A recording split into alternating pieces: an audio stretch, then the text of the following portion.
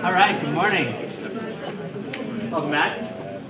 We're going to spend today talking about listening and criticism, two things that people are not particularly good at, either actively listening or giving or receiving criticism. So we're going to spend some time today learning how to help each other out and become better listeners, become better audience members. Just to get us started here, there are four main types of listening that people talk about in literature. The first is appreciative listening, and appreciative listening really just means listening for your own enjoyment. It's what you do when you're listening to your favorite music, or when you're watching a television show, or maybe you go to hear a speaker on campus because you find them interesting. It's just listening for your own pleasure and your own enjoyment. The second type is empathic listening, and this is the kind of listening that you do when somebody around you is having a really hard time. And you want to say, I recognize you were having a really hard time today. Maybe you had a friend who took a test last week and didn't do so well on the test. Or maybe somebody just broke up with a boyfriend or girlfriend. Or maybe they lost someone close to them. Empathic listening is just listening to provide emotional support. It's listening to say, yeah, I know you're struggling. I hear you. It's really tough, and you're going to be okay.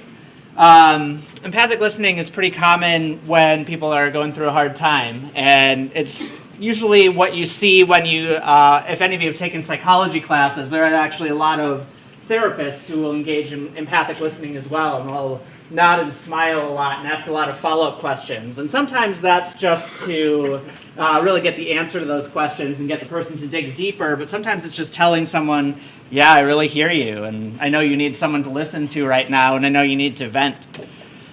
The third type is comprehensive listening, and that's all about trying to understand something. This is what you want your audience to do in your first speech. They're trying to learn something new. So you're going to present a new topic to them. Their goal is to comprehend that message and try to understand it. And the fourth type is critical listening, and critical listening is determining whether you agree or disagree with the speaker's message. So critical listening is all about trying to figure out what the persuasive message is and whether you buy the evidence for it. Now, how do these all connect to speaking? Well, it's possible that you could do one, two, or even all four of these anytime that you watch a speech. If you're going to hear a persuasive speaker, let's say there's a political candidate that you really like and you want to go hear them, you're doing appreciative listening because you probably agree with their message already, and it probably makes you feel good to hear it coming from someone who's running for office. You might be doing empathic listening if that person's really frustrated with the way things currently are and wants to fix it. You might say, yeah, I'm here with you. I hear those frustrations. I know how hard it is, and I'm really annoyed. You might be doing comprehensive listening if they're presenting new facts and statistics and new information about the economy or about the war or about something else. And you might finally be engaging in critical listening to decide, hey, maybe I want to vote for this person, or maybe I don't want to vote for this person. The reason it's important to learn these different types of listening is because most of the time we're not engaged in all four of them, but sometimes we think we're doing one when we really should be doing another.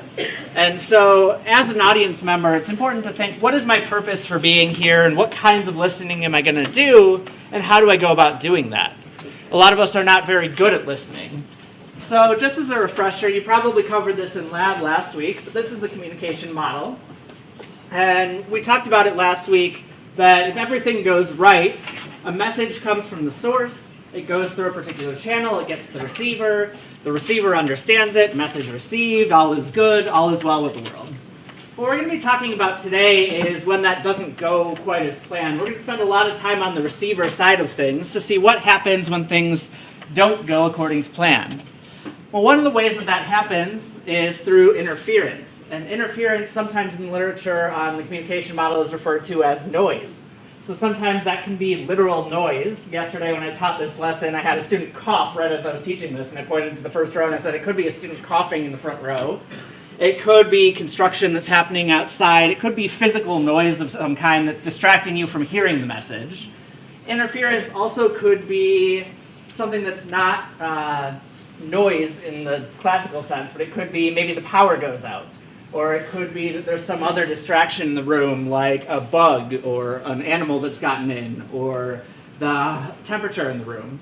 So interference can happen in a lot of ways. Those are all external types of interference. Those are things outside of the speaker and the audience that distract the audience from listening well.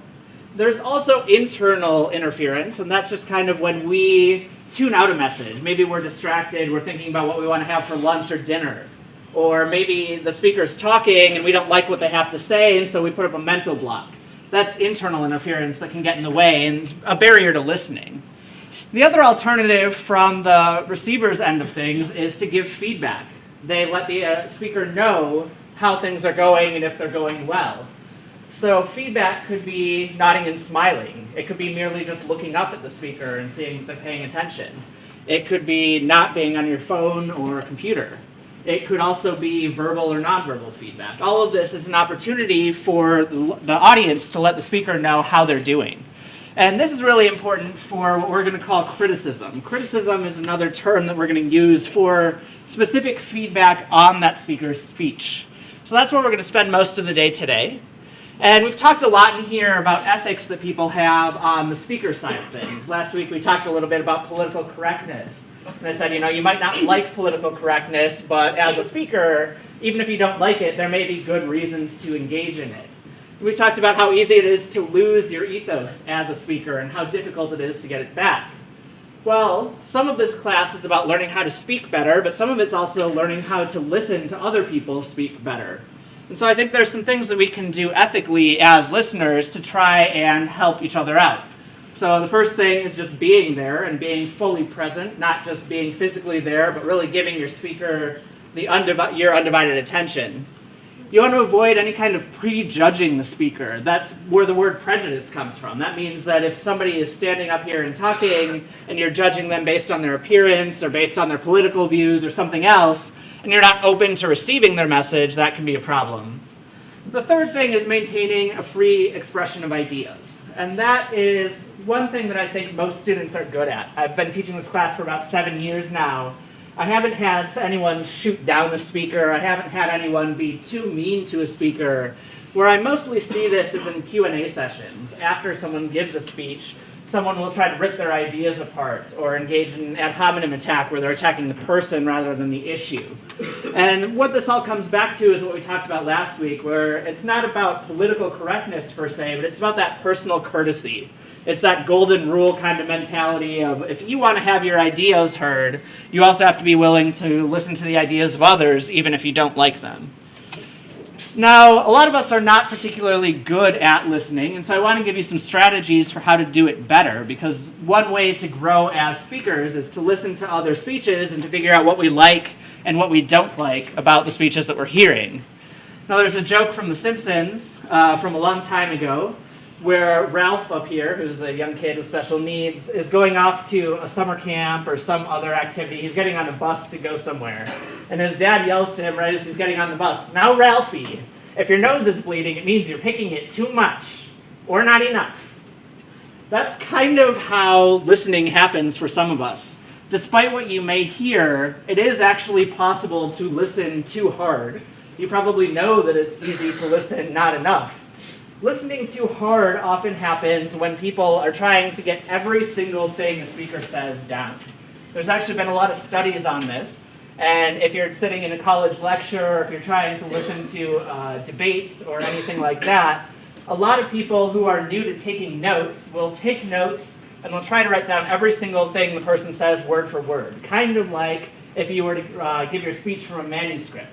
They try to get that manuscript version of whatever the speaker says. Now, a lot of people think that's an effective way to listen well and to remember ideas. It's actually not.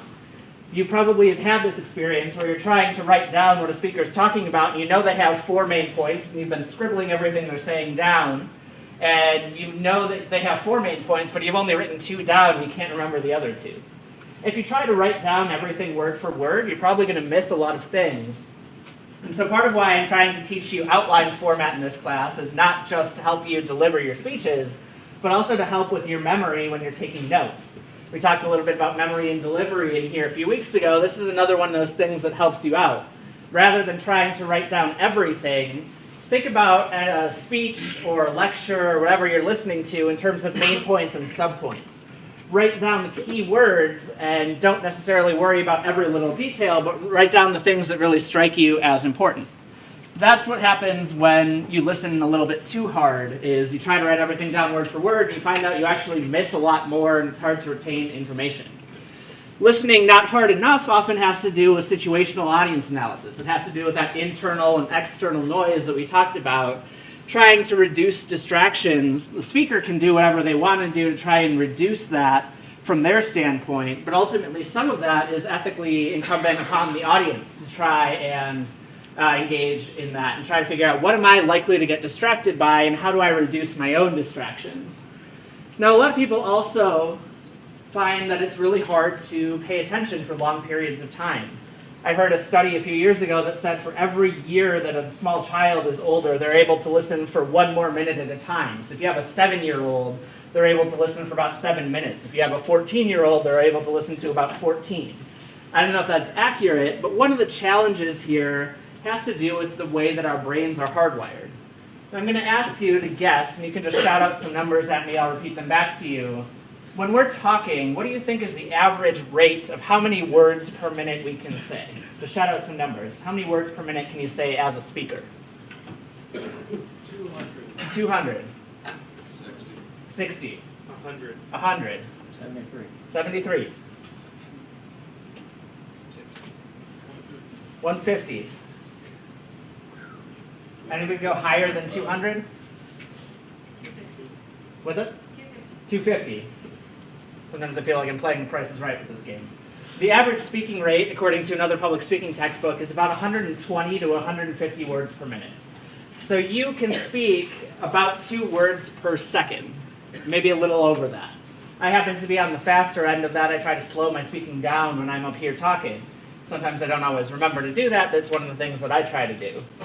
Now let's try to guess your average processing rate. This is how many words you can understand in your brain when someone is speaking to you. Go ahead and shout some numbers again.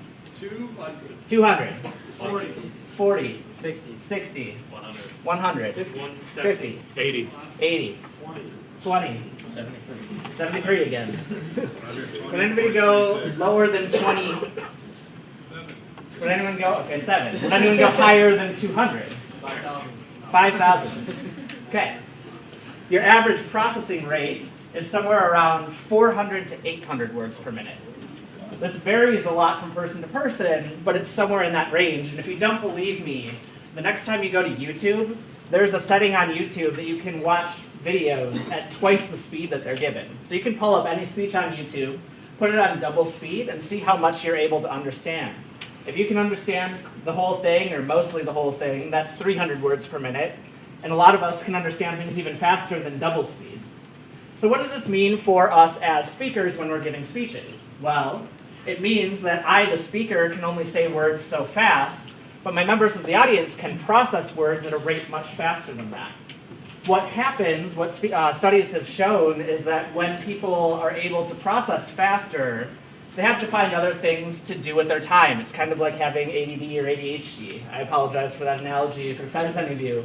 But it's basically you have too many things that you need to do, and your brain gets bored that the speaker can only talk so fast, and so you're easily distracted.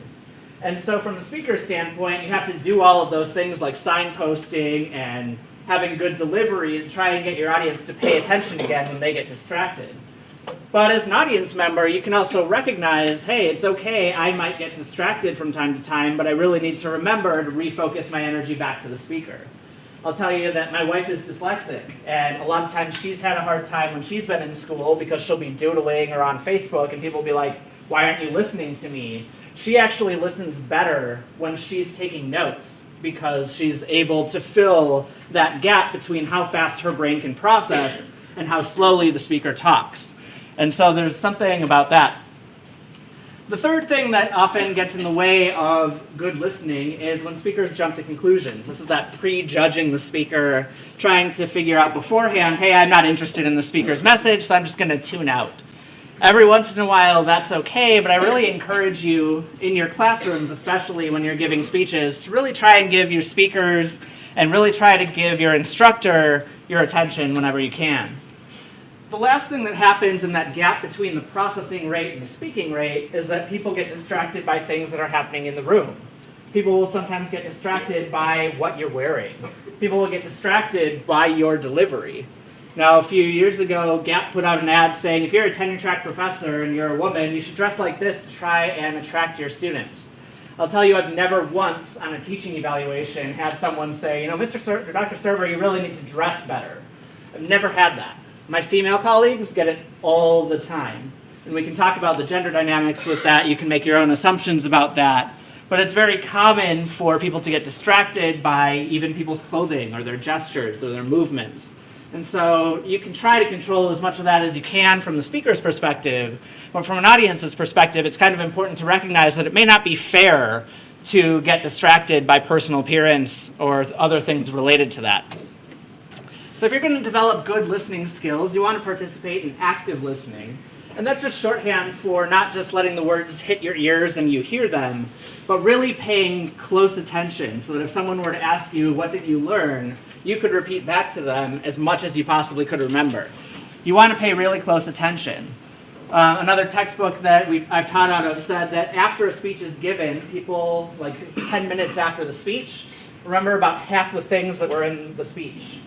The next morning or 24 hours after the speech was given, they're likely to remember around 10% of it. And so if you're able to actively listen, you can focus and remember more of that. But also, as you're preparing your speech, this is where those memorable details come in to try and get your audience to listen more closely. You also want to make sure that if you're the judgmental type who gets distracted by somebody who disagrees with you or by clothing or by other things, that you try to remember this speaker is giving it their all, and they're not the same speaker that you heard last time. They're a different person. And you want to give them your full attention and not try to judge them beforehand and say, well, I've heard this person talk before and I'm not interested, or I've heard this topic before and I'm not interested. I had a class that I taught a few years ago designed specifically for petroleum engineers. And about half the class was petroleum engineers, and I had them give a speech much like your speech too, the Techne speech. And a lot of them decided to tell me all about hydraulic fracturing. By the third or fourth speech, it was like, oh great, another speech about fracking, right? It happens that sometimes we have the same topic. In that class, there were about 12 or 15 speeches on fracking. You still have to listen attentively. The speaker still prepared something for you, and if they're meeting their ethical obligations, you should be meeting yours as part of the audience.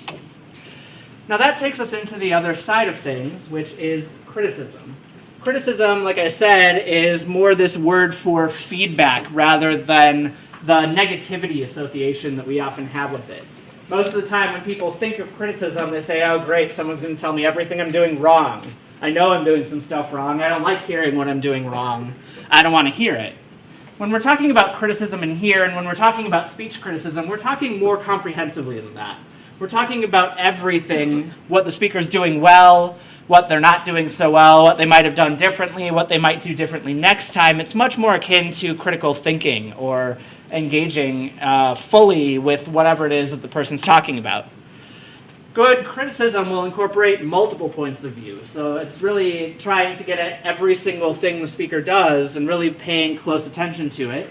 And it's designed to be constructive. It's designed to be useful. It's designed to be motivational. We all probably have some anxieties around how we speak and what other people think of us. And so it's not easy hearing all the negative things. It's good for us to hear, even if we hear some negative things, it's okay. You can do this. Do it differently next time. Give people suggestions and try to help them out rather than tearing them down. Now there's a subset of speech criticism, or actually speech criticism is a subset of a broader genre of rhetorical criticism. There have been a lot of people like me and my colleagues who have spent a lot of time studying famous speeches. We're going to watch an example in a minute here of Ronald Reagan responding to a national tragedy. One of my colleagues at Penn State, Mary Stuckey, has a book about this speech, and it's a speech about the Challenger explosion. Does anybody in here happen to know what the Challenger was? I recognize that it was probably before your time. Go ahead. Space shuttle took off from Florida, exploded, killed everyone on board, and I think some on the ground too. Good, yeah. We had a space shuttle that was launching in 1986. It exploded midair, and everyone on board was killed. Does anybody know any other context around what happened with this disaster? I'm going to see if anyone else knows first. Yeah. Specifically, they put a teacher on board? Yeah, they actually intentionally put a teacher on board. This is during the height of the Cold War, and during the space race, it was really common for elementary school teachers to take 5 or 10 minutes out of their lesson for the day and have their students watch the rockets launch. They wanted to see, look at this great American thing, we have all this technology and innovation, and look how proud we can be of our astronauts going up into space. So there was a teacher on board who was killed. There were also a lot of elementary school children who were watching this happen live on television. What else do we know about this? If you had to describe the rhetorical situation that Reagan found himself in, what else is going on here? Do we know anything? Yeah. Well, being able to broadcast live, the nation kind of disrupted NASA and the U.S. government afterwards. We just came out of like the Big Depression until like the Miracle on Ice. Yeah, so there were a lot of people wondering, hey, maybe we've gone too far with the space program, maybe it's not safe. There were actually a lot of people talking about maybe ending the space program once this happened. We saw this happen again, I think it was about 10 or 15 years ago now. Another rocket launched and blew up midair.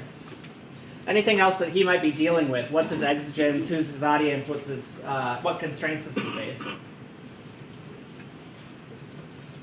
Yeah. I was going to say, you're still in the Cold War. You're still dealing with that. You've just basically, I guess the best way to put it, you've just been hit below the belt, and you're trying to make up for it, I guess you can say.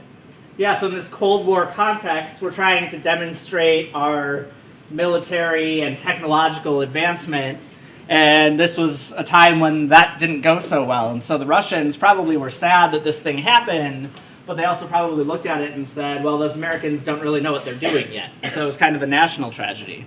We're just going to watch a little bit of this, and the reason for that is one of the best ways to get better at speaking is to watch some examples of famous speeches that have actually happened. So as you're watching this, think through what are some things that Reagan does that you might emulate, and what are some things that Reagan does that you might recommend he do differently, or you might see otherwise? Ladies and gentlemen, I'd like to speak to you tonight before in the State of the Union. The events of earlier today have led me to change those plans. Today is a day for mourning and remember. Nancy and I are pained to the core with the tragedy of the Shuttle Challenger. We know we share this pain with all the people of our country. This is truly a national loss. 19 years ago, almost to the day, we lost 3 astronauts in a terrible accident on the ground. But we've never lost an astronaut in flight. We've never had a tragedy like this. And perhaps we've forgotten the courage it took for the crew of the shuttle. But they, the Challenger 7, were aware of the dangers, and overcame them and did their jobs brilliantly. We mourn 7 heroes: Michael Smith, Dick Scobie, Judith Resnick, Ronald McNair, Ellison Onizuka, Gregory Jarvis, and Krista McAuliffe. We mourn their loss as a nation together. The families of the 7, we cannot bear, as you do, the full impact of this tragedy. But we feel the loss, and we're thinking about you so very much. All right, I'm going to stop it there. What are some things that you can learn from sitting in the audience listening to this speech? What are some things that you could learn for your own speaking style? Or some things he does well? he does a good job addressing the problem. Sorry, go ahead. I think he does a good job addressing the problem, kind of explaining Okay. what happened. And Yeah, so he does a good job not shying away from the details of what happened, but in a way that's respectable, in a way that honors the people who passed away. Okay. What else? Yeah. Makes it personal, like you talk about his wife as well, and brings her into like, we're personally. Yeah, it's pretty evident from his content, but also his tone, that he feels the weight of the tragedy.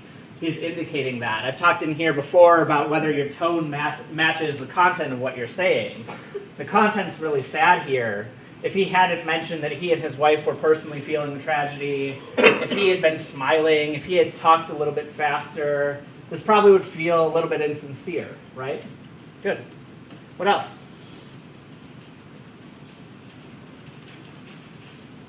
Yeah. Great eye contact.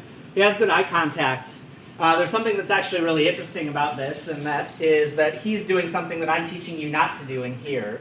He has a good reason for doing it. He's actually using a teleprompter. And you can tell that in part from watching where his eyes are, but you can also tell that from just the situation. Why would it be good for someone like Reagan to use a teleprompter in this setting? Yeah. He doesn't exactly have time to memorize a speech, and he has to address the people the same day it happens. Yeah, he doesn't have a whole lot of time here. This is a couple hours after this happened. He doesn't have a week to prepare his speech. He only has a few hours. Are there other reasons why he might want to use a teleprompter? To not mess up like the names of the astronauts or anything. Yeah, it's really common if you're not using a teleprompter to ad-lib a whole bunch of stuff that's not part of the text of your speech. And it's even more common when you're emotional in some capacity. National eulogies are very emotional. It's not uncommon. I've seen eulogy speakers get up and start crying in the middle of their speech. I've seen eulogy speakers not able to finish their speech because they're so overwhelmed by emotion. And so for him, having that actual text in front of him can be really useful. So there are some settings that do call for a manuscript. Again, I want to remind you that most of the settings that you're going to be in are not going to call for that, and people will probably have a hard time if you do use a manuscript. But it can be done well. Is there anything else we want to say about this speech?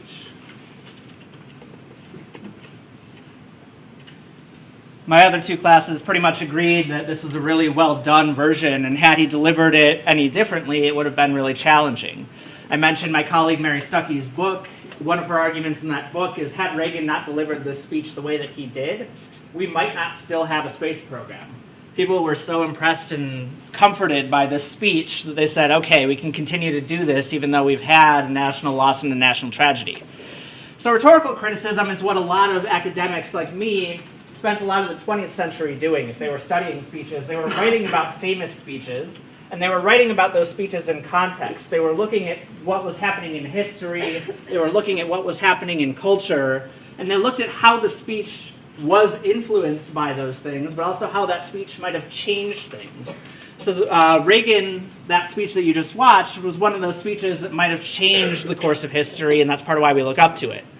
Now, a lot of the examples that we get of famous speeches in the 20th century are people writing about old dead white guys. They're writing about Thomas Jefferson and Roosevelt and Lincoln, right? They're writing about old dead white guys.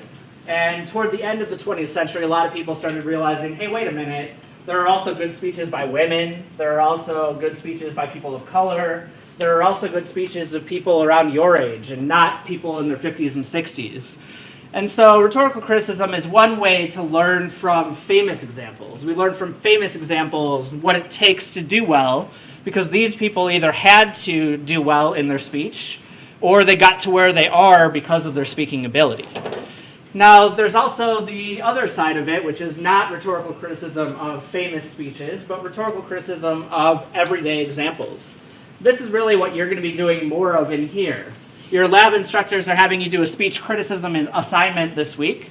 Some of them are going to have you look at famous speeches and try to look at what that person did well in those famous speeches. Some of them are going to have you look at everyday examples, but either way, you're testing out your ability to analyze and evaluate a speech. But the bigger reason why we're talking about listening and criticism today is because all of you are going to be engaging in peer and self-evaluations of each other's speeches. So you're going to be watching speeches given by your classmates, and I've already talked about why it's important to do self-evaluation, because you catch yourself doing things that you didn't know that you were doing. I talked about when I had to do it and I would sway back and forth as my eyes were reading, right? Doing self-evaluation, as painful as it is, can be a really good exercise. Doing peer evaluation is also very important because I know from teaching undergrads for a long time that you hear things pretty well when there's a grade attached to them and you thought you deserved, a B plus and you actually got a C minus. You hear that okay from your instructors. You hear a little bit better when you hear things from people that you're peers with. You hear things better from your classmates, and they can sometimes pick up on things that your instructor isn't going to talk about because it's not part of the rubric. So when you engage in peer evaluation, I can tell you that your lab instructors and I expect you to really engage critically with just about everything that the speaker is doing. Try to be comprehensive in your feedback. Try to really dig into every detail, the good, the bad, and the ugly, and try to present it in a way that that person will be able to hear. What do they need to hear? How do they hear it? The second thing that we expect from you is that you should really be honest. I know there's a bit of a culture of North Dakota, Minnesota nice, where you're not supposed to be too critical of people, and there's kind of coded language of not saying what you really need to say, but saying it in a way that the other person can understand it. I want you to try to say what the speaker needs to hear. I also want you to recognize that sometimes it's painful to hear negative criticism. And so I want you to phrase it in ways that are positive, and I want you to try and couch it in ways that are motivational. Maybe doing like a pro-con-pro kind of approach, or being really careful in the language that you use to articulate the thing that's not working so well. But I also want you to be honest and not to be overly critical of people, and to try and help them out. We want you to be accurate. So saying things that are actually happening in the speech, not zooming in on one or two, three things that you really liked or really disliked, but really to try to be understanding of the whole speech and to try and say things in a way that you can point to evidence from the speech of specific moments where things were good or bad and explain why. We want you to be reflexive. We want you to really think about what you're saying and how you're saying it. A lot of times we say things that if I ask students what do they think of a speech, the first answer they give me is they really liked it or they really disliked it. And Facebook and other things have kind of conditioned us to act that way and to give very basic up or down feedback. When you're listening to criticism from your own speeches, from your classmates, a thumbs up or a thumbs down isn't all that helpful. And so you want to try to be clear and specific in your feedback and give it in a way that's useful to members of your audience. Last but not least, we want this to be a learning experience for you. It should be a learning experience for the person giving criticism just as much as it should be for the person receiving criticism. It's really common for students to just kind of gloss over peer evaluations as another busy work kind of thing you have to do. But learning how to give and learning how to receive good advice is a really tricky thing that is beyond just teaching you public speaking, but is a life skill that will help you beyond this class. So we're going to practice with that here. I've pulled up a speech. This is a sample speech from a student at the University of Wisconsin. It's pretty old, but it's an actual speech given by a student. And I want you to watch this speech and to treat it as if you were the instructor grading it. So you might pull up the criteria from speech one, or you might think just broadly about the 5 canons: invention, arrangement, style, memory, and delivery. I want you to think through what this speaker is doing well and what this speaker can work on. And I want you to think about what grade you would give the speaker if you were the instructor and why. In fact, that's where your turning point question is going to come in for the day. So you might want to get that ready. But as you're watching the speech, try to think of specific, clear, productive, useful feedback that you could give to this student.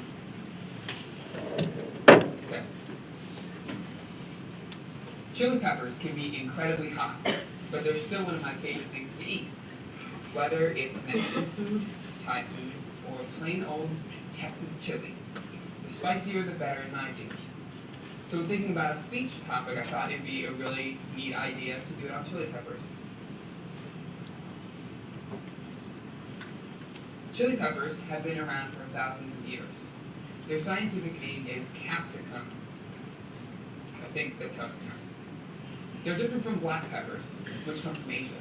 Chili peppers come from South America. In fact, as you can see from this map, they began somewhere around Bolivia, Brazil. They spread everywhere else after Columbus came to the New World. The pleasure and pain of eating chili peppers comes from a chemical called capsaicin. So Okay. Okay. Here's a chili pepper that I cut in half. I know it's kind of small, can't see it, but there are these veins and seeds in there, and that's where the capsaicin is held. It's where all the heat is. As one of the books I read said, there are 2 ways to measure the heat of the chili pepper. The HPLC method is more scientific, so scientists prefer to use it. This guy that I held up is an orange habanero pepper. If you eat it, it'll burn your mouth up. So if you do eat a hot pepper, don't try rinsing out your mouth with water. Instead, drink some milk or some yogurt or some other stuff like that.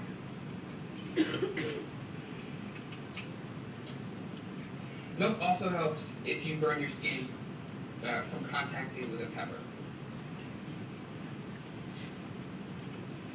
If you're attacked by a mugger or a robber, you can protect yourself by using pepper spray.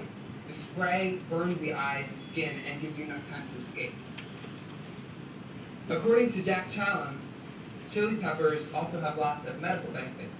They're used to reduce arthritis pain, help with indigestion, and cure baldness. Well, I guess that's all I have to say about chili peppers. Can you imagine life without chili peppers? I know I can't. So, thank you. All right. So take a second and think through what grade you would give that student. I've got your turning point instructions up on the board. You can go ahead and get that ready. If you're using a hard clicker, same password as always, go or channel 41, go or channel again.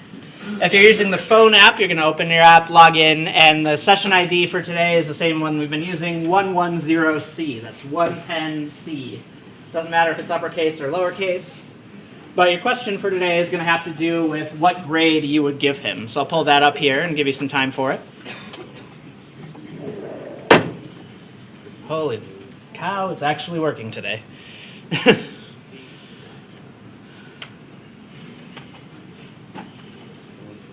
It's magic.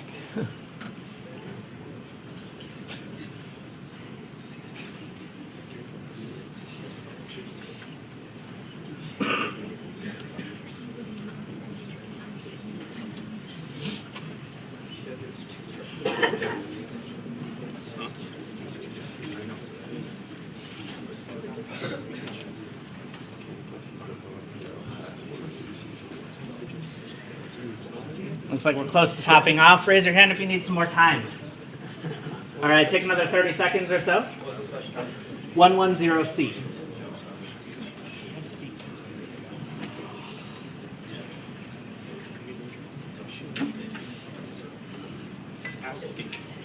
So give me about 30 seconds.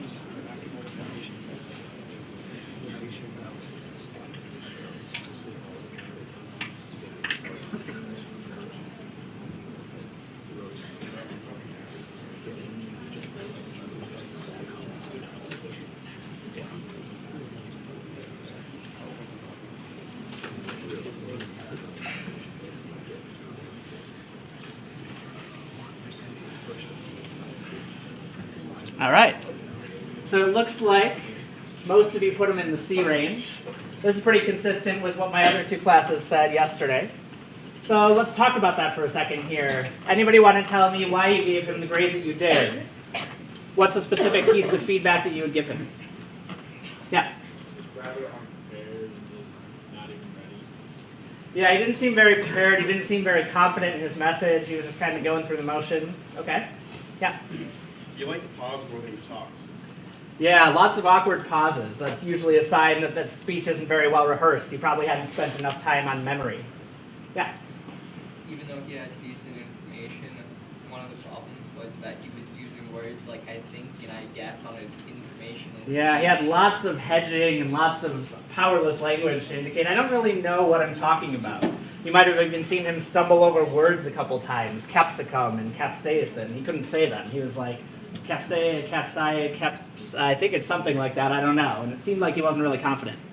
He didn't cite any of this information. He didn't give credit to anyone else. Yeah, I think the closest he came to citing a source was from a book I read, but he didn't say who the author was or what the information was from it. Good. Yeah. His slideshow didn't really help him, and he was kind of late every time he changed the slideshow. Yeah, his slides were off. He was trying to adjust to them. It was kind of tricky for him to adjust. Yeah, I didn't count how many note cards he had, but it was way more than he should have for a speech like that. He was fumbling through them. They weren't in order. Good. He wasn't very organized. He mentioned he had like 2 topics he was going to talk about, and he only did talk about one of them. Yeah, so he was trying to talk about chili peppers. It was really hard to get a good sense of main points and subpoints from what he was saying. There was a lot of, here's a piece of information that's interesting, here's another one that's unrelated, here's another one that's unrelated. There weren't really transitions from one thing to the next. At one point he switches from talking about milk to talking about pepper spray, and he gives you no warning that he's doing that. Yeah? You had a really weak conclusion. Yeah, his conclusion fizzled out. It was basically, okay, I think that's all I have to say. Thanks for letting me talk. Right? We talked about intros and conclusions. That's exactly what you don't want to do. Did you have something you wanted to say? Oh, okay. Yeah, go ahead. I was just gonna say, it seemed like he did it at last minute, and the only reason he did it on that topic was because he knew a decent amount of information on it. Probably, yeah. It seems like he probably knew a lot about this beforehand, but didn't really spend a lot of time learning about it or rehearsing what he was going to say or how. He used very good visuals on his PowerPoint. Yeah, the visuals, there was one point where he pulled up a map of South America, and it took up a quarter of the screen. And I was wondering, why didn't he enlarge the map, right? There was another point, one of my favorite moments in the speech, he held up a habanero pepper. It's about the size of a quarter, and he's like, look, here's my visual aid. I know you can't see it, but it's tiny. Oh, and by the way, I cut it in half so you can see the veins and seeds, but you actually can't because it's so small, right? So the visual aids weren't so good. We'll talk more about that this week in lab. Anybody want to say some positive things about this speech? Can we think of anything positive to say about it? Yeah. He had good tone. Okay, he had a good tone, so he was trying. In the moments when he was more confident, he seemed like he was at least energetic about his topic. Yeah? You thought he did some research? He looks like he had done some research. I think he forgot that he needed to cite it or how to cite it, but you could tell that he had done some reading, had found some interesting details. He didn't necessarily tell you where they came from, and sometimes he got them a little jumbled, but he tried. Okay? Picked an interesting enough topic to where it kind of still keeps you moving. Yeah, the topic's interesting. I like spicy food. I don't know a whole lot about chili peppers. I learned a couple things from this speech at least. Yeah. I was gonna say that there is something positive. He did seem at least interested in it, Okay.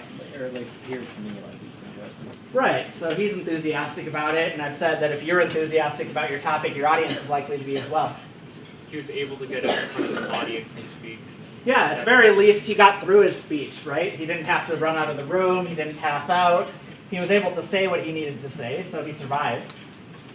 Examples of how you can use peppers or things to help the burns of peppers, even if they were disorganized. Yeah, so there's still interesting information. He could have done a lot more to arrange it more effectively. But there were some details in there that were at least kind of interesting.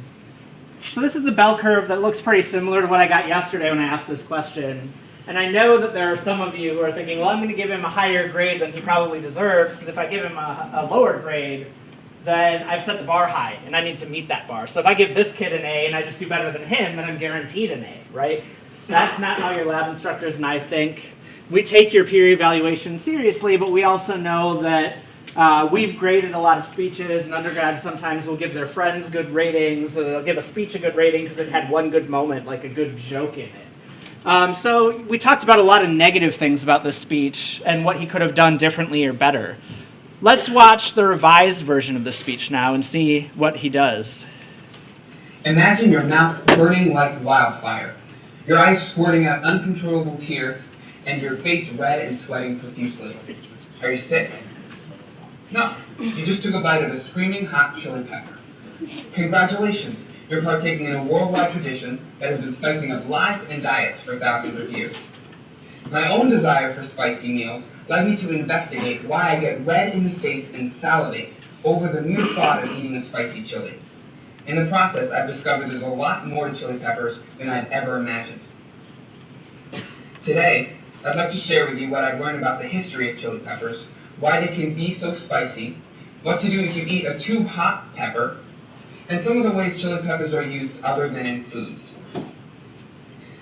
The chili pepper has a long and fascinating history. Its scientific name is capsicum. Now this is different than the common black pepper you have on your dining room table, whose scientific name is Piper nigrum. Black pepper was first cultivated in Asia, and was prized in the West as early as the Roman Empire. In contrast, the chili pepper originated more than 5,000 years ago in South America, near what is today Bolivia and Brazil. Over time, it spread to Mexico, Central America, and the Caribbean. But it wasn't until Columbus came in the 1490s that the chili pepper became known to the rest of the world. As stated in the Cambridge World History of Food, within 50 years after Columbus returned to Spain with sample plants, chili peppers could be found growing in coastal areas from Africa to Asia. From there, they spread inland until they had taken hold of the taste buds of people around the globe. Today, they're most widely used in Mexico, Central and South America, Africa, Asia, the Balkans, and the United States.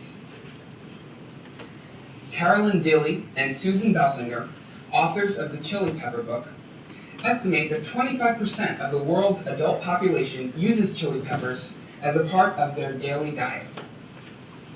Now that we know a little bit about the history of chili pepper, let's see why they can put such a fire in our belly. The pleasure and pain involved in eating chili pepper comes from a chemical called capsaicin. Capsaicin is concentrated in the pepper's veins and seeds, pictured here.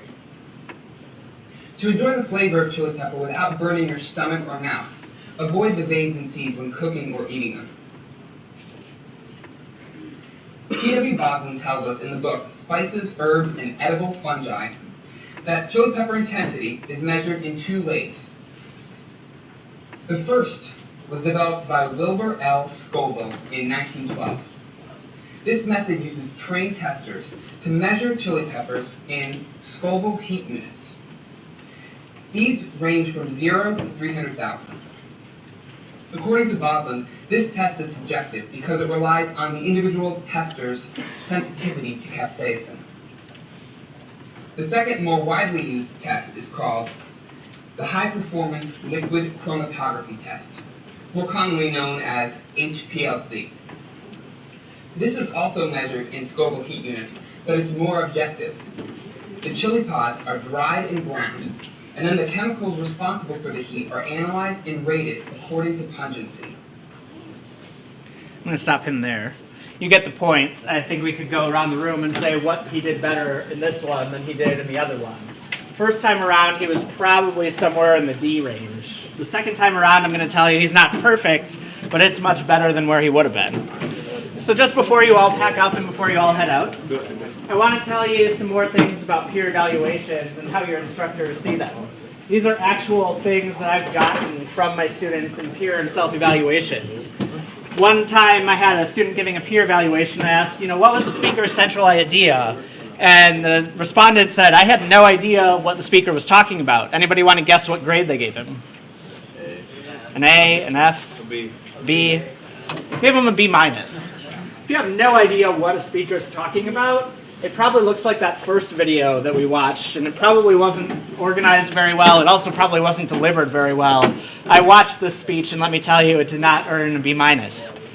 I had another student doing the first self-evaluation who literally said to me, I did nothing to prepare for this first speech, and I plan to do nothing to prepare for my other speeches. And I read that, and I circled it and put a question mark and said, are you sure that's the best strategy? And lo and behold, the student gave his speech. It was very clear that they hadn't rehearsed it. It was very clear that they intended to follow through on this plan, and throughout the semester, they didn't really do anything to prepare their speeches. Needless to say, they didn't pass the class. So I take peer and self-evaluations very seriously, and this is what I don't want you to do. And I think your classmates don't as well. As you're packing up today, I want you to think about what constitutes useful feedback to you.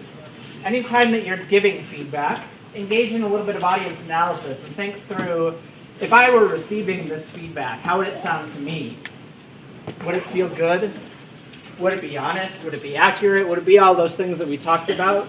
I want you to take these things really seriously because, again, I think you hear them much better from each other than you do from your instructors. So I'll leave you on that note, and I'll see you all next week.